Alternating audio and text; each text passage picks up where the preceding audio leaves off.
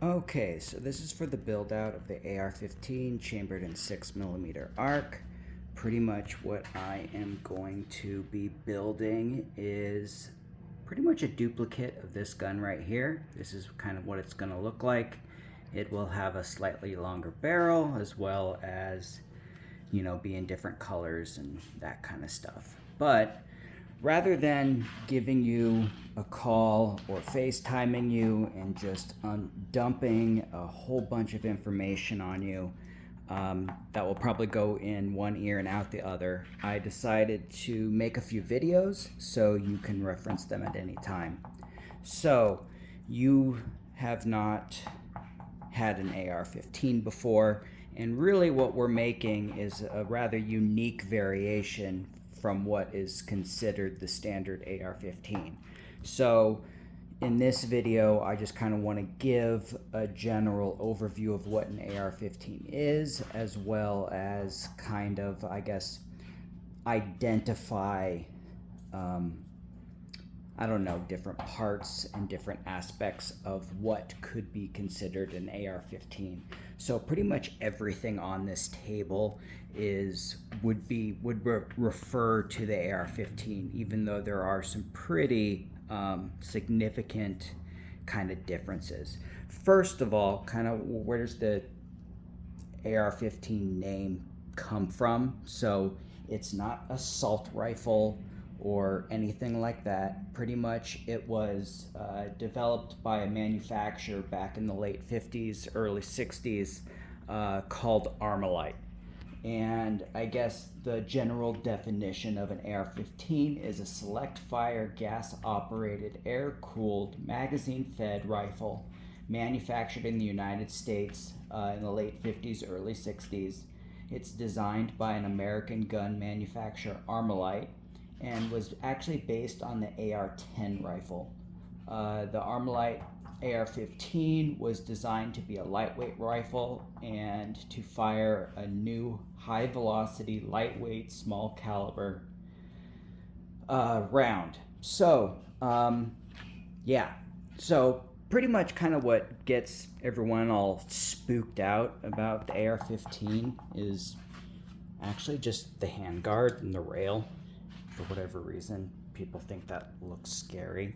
But to kind of, I guess, break down a lot of these different parts. So first of all, here's your lower receivers. These are what are going to be considered the actual firearm, and it's what's going to have the actual serial numbers and that kind of stuff. These two here are actually 80% lowers. I just pulled them out for an example. But anyway, this right here is an AR-10 lower receiver. This here is an AR-9 or EPC-9 lower receiver, and then this is your traditional AR-15. So what's the difference between them? Pretty much it's going to be the size of magazine and therefore the type of round. So here's all of these can be shot out of the AR-15 platform, from your 9mm to your standard 223, 300 blackout. Here's gonna be your 6mm arc round, and then you can also shoot like your 6.5 Creedmoor or 308, and there's a whole bunch of other rounds that can be shot through it. So what's kind of considered your standard, or so obviously the gun was developed for the military. So this right here is your standard 223-556 NATO round. Pretty much what made this so effective was the fact that it's a smaller round, lighter round, so more can be carried at one time, more can fit into a single magazine, etc. And it can do very high damages due to the high velocity. You can easily get these things going 3,000 feet per second plus. So when you're buying an AR, obviously you can buy a complete AR. You can also do what's called buying a lower and an upper. So this right here is a fully built out, complete lower. This is what's actually considered the firearm. If I wanted to, you know, sell this or whatever, this would be me actually selling a firearm. This right here is a complete upper. This is not considered a firearm. I can buy this and ship it directly to my house with, you know, no background check, nothing. You know, pretty much, I mean, it's going to hold the bolt, it's going to have the barrel, whereas the lower is what actually has the fire control group. But anyway, a lot of these can actually be paired up. So give me a second here to remount this camera.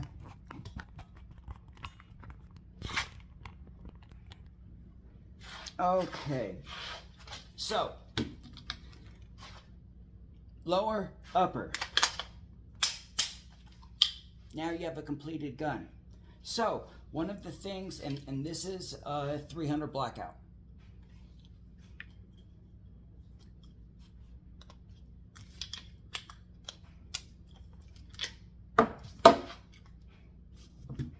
I'm going to take the same lower, new upper.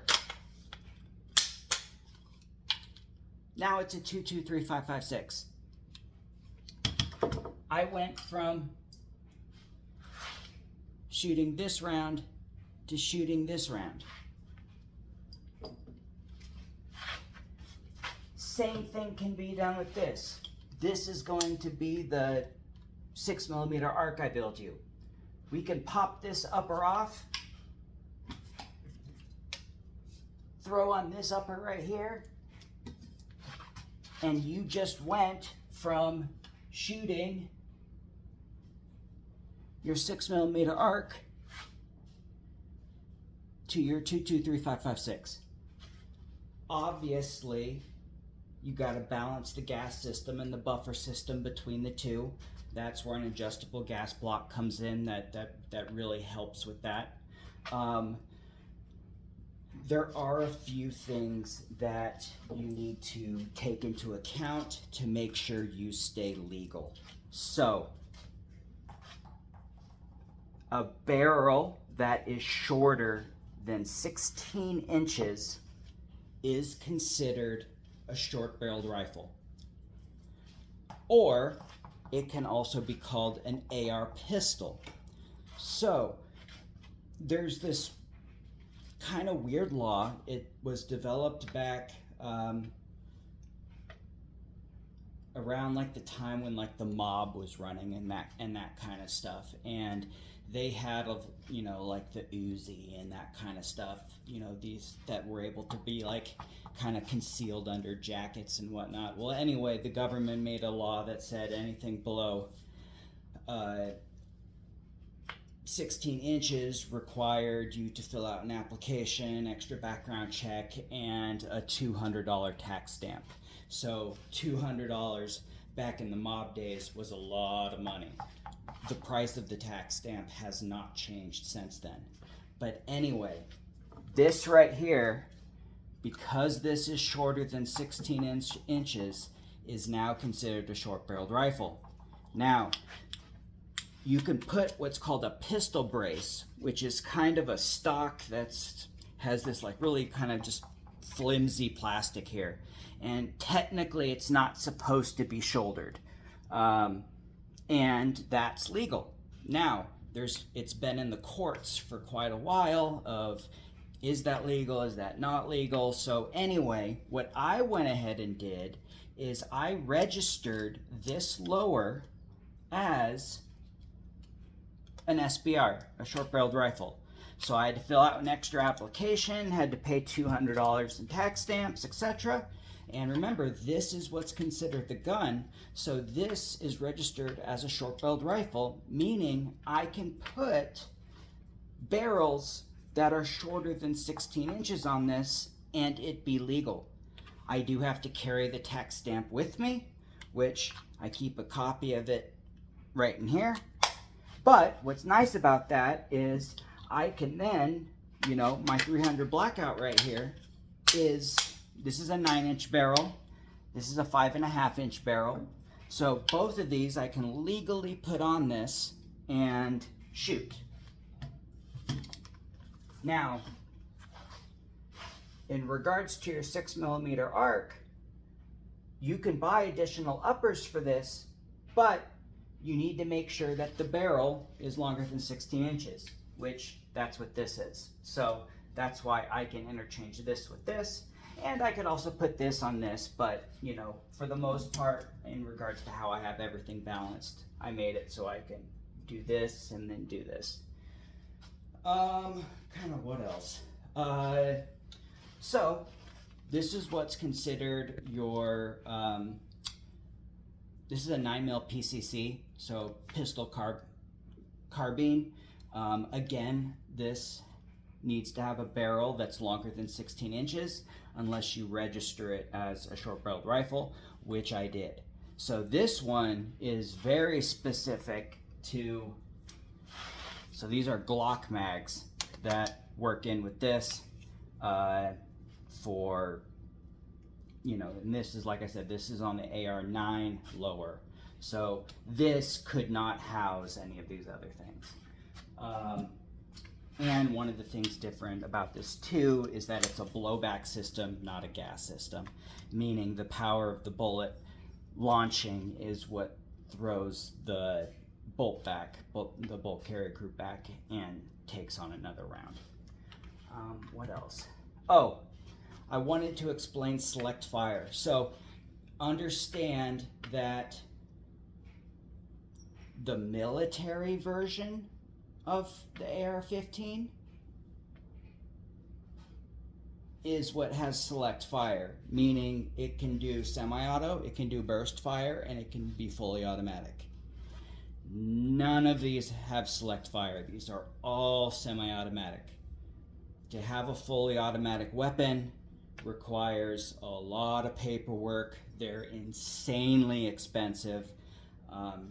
You got to jump through more hoops than you do a suppressor. So, you know, a lot of people, especially like with like gun laws and all that, a lot of people think these things are, you know, look all super scary because of the handguard and whatnot, but understand that the civilian AR-15, they are all semi-automatic. Let's see. Really, for the most part, that's kind of it on this introduction. Again, you can ask me questions at any time, but I kind of wanted to just give an overall breakdown of